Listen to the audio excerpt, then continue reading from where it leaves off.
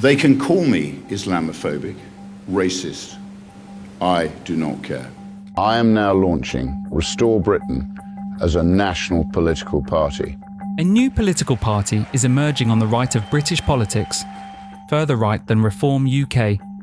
But why is this such a problem for Nigel Farage? And could a party this hardline end up helping the left more than the right?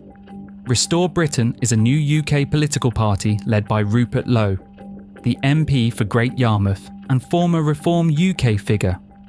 A businessman turned politician, Lowe rose to prominence through his association with Nigel Farage before the two became embroiled in a bitter and very public feud. Your plan promises mass deportations at a cost of £10 billion over 5 years, yet the Centre for Migration Control, which is led by your former colleague Rupert Lowe, proposed a near identical plan at a cost of around £47.5 billion. So why do you believe you can deliver the same scale of deportations for less than a fifth of that price? Because Zia's really good at maths. Elected as an MEP, Lowe became a key figure in the Brexit Party, helping drive its pro-Brexit message. Politically, Lowe sits firmly on the right, regularly criticising multiculturalism, net zero, and what he sees as establishment politics. His messaging centres on nationalism, border control, and a call to restore Britain's identity and sovereignty. They can call me Islamophobic, racist, or whatever else. Let me be abundantly clear with you tonight. I do not care.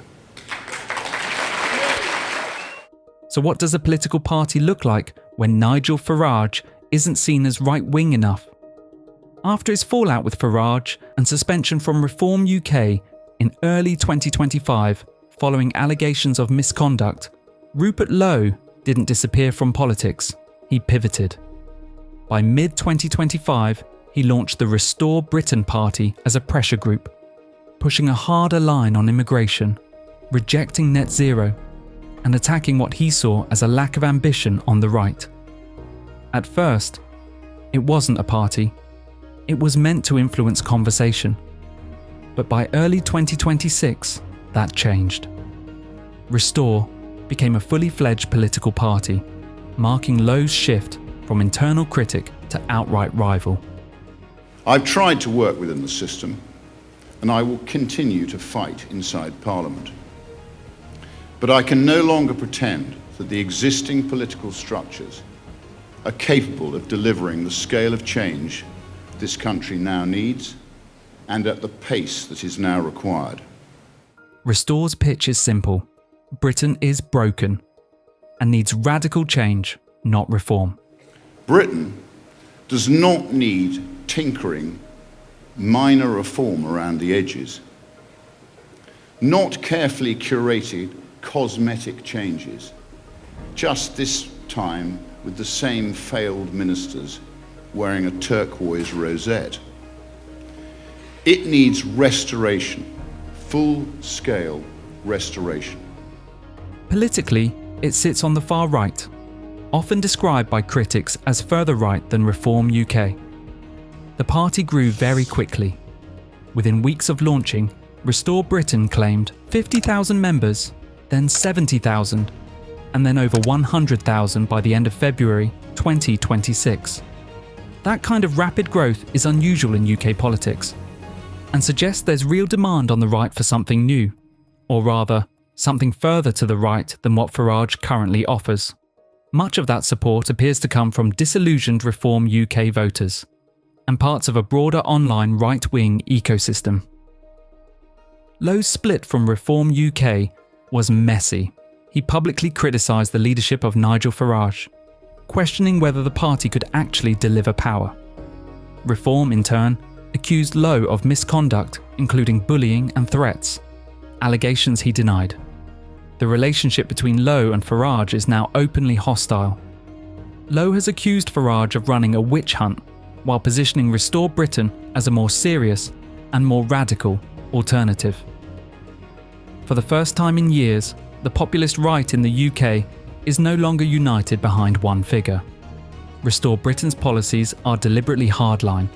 They include mass deportations of illegal migrants, net negative immigration, a referendum on the death penalty, cutting the size of the state and taxes, and culture war policies around so-called wokery and national identity. In short, it's a platform designed to go further than reform, not moderate it. So far, Restore Britain is focusing on local grassroots organising, building online momentum, and attracting defectors from reform, including councillors in places like Kent. The big question is impact. Early polling suggests Restore Britain could take a meaningful share of the vote, potentially around 10% in some scenarios. But the bigger effect may be indirect. By splitting the right-wing vote, Restore Britain could actually hurt Reform UK's chances in key seats. So even if they don't win, they could still reshape the result. Restore Britain is new, fast-growing, and deeply controversial. Whether it becomes a real political force may depend less on what it wins and more on what it takes away.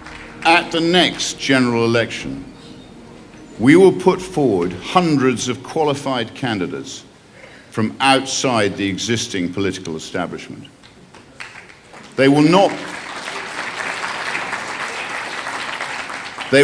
be failed ministers. They will not be politicians. They will be men and women who have succeeded in their own fields and want to deliver a better Britain.